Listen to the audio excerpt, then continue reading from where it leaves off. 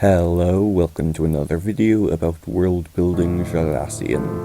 Today I will be making a quick monster design, and for whatever reason it'll be from a weird angle that makes the legs look weird. The idea was to have the view coming from under the creature, so I began by making the silhouette of its head with 4 fangs each attached to mandible-like muscles. After playing with the shape a bit and refining the fangs, I began painting it with a 20% opacity brush, forming the light and dark regions. Over time, I slightly lower the brush opacity and size until I'm working with a small 10% brush. When moving on to a new area, the random brush strokes do seem pointless, but don't be afraid to just add strokes, especially when painting grayscale. Any mistakes can easily be fixed. I don't begin coloring until I finish the entire creature. Once done with the shape of the head, I moved on to the body. I developed a design that uses something like an elytron to contain the legs, with some sort of tiered underarmor that's shown as the underbelly. After making the legs and attempting to shade them so they don't look strangely flat, I combined the silhouette of the entire creature and made a mask.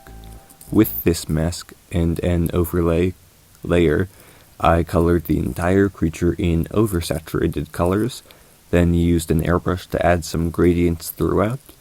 I added a dark purple and lime to give it a scarab-like effect on top of a darker blue, finally lowering the opacity to about 50% so that it was a balanced color. As far as lore, I should first introduce the Towering Forest, a strange region of Sholaic with a single town whose economy is focused on hunting and foraging certain rare plants, exclusive to the region. It is not dense, instead filled by scattered pillars of wood, redwood-like trees with a dusty grayish exterior. The average tree has a diameter of anywhere between 10 and 30 feet. Their leaves, dark green with crimson veins, block out most light before it reaches the forest floor. There is a strange and inexplicable phenomenon restricted to this particular forest, the mist. The mist occurs from noon to noon every other day, and when not warded off by aerobaric lanterns, it tears and distorts the very fabric of space. In particular, the weavers are of somewhat intelligent species that feed off of drifters and the occasional cytohaste. They construct elaborate web structures across these trees. While they may hunt when the mist is out, it's normal for them to continue constructing their homes while drifters catch on their webs. While Canalys are smarter, they hunt in different parts of the forest. The weaver's webs work best in hidden foliage, while Canalys must be able to see their prey. This causes the Canalys to hunt only in the thinner parts, while weavers construct thick webs in the already overgrown foliage. These creatures have no magical affinity, but some can induce a venom that may temporarily or permanently have paralyzing effects. This is a difficult to attain but very useful component that bloodcasters strive to collect.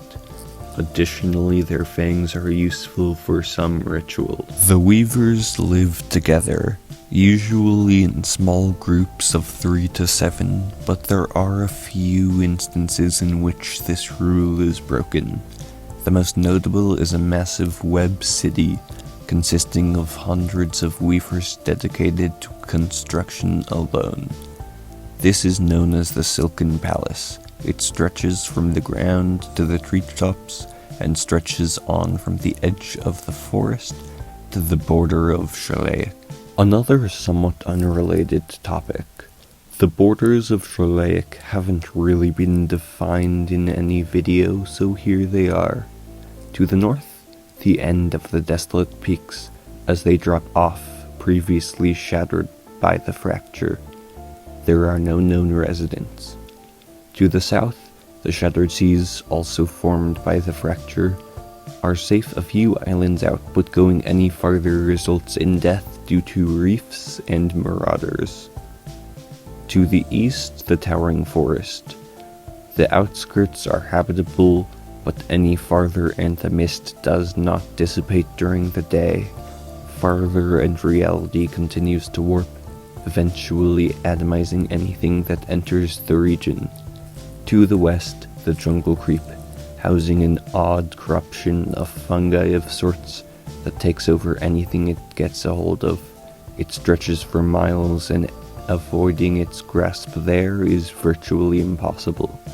On the topic of creature design, I have a bit of a different system when it comes to the kingdoms of different species. Instead of animals, fungi, plant, etc., I have animal, plant, amalgam, and creep.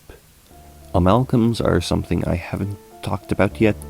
They are somewhere between fungi and animals, assimilating various objects into themselves. Creep, however, is what I'll talk about now. Normally, it would be an organism that has a symbiotic relationship with other organisms in a few meter area. It is a modified version of that constitutes Jalaik's western border. I think that's as far as I'll go with the lore today. Enjoy the montage.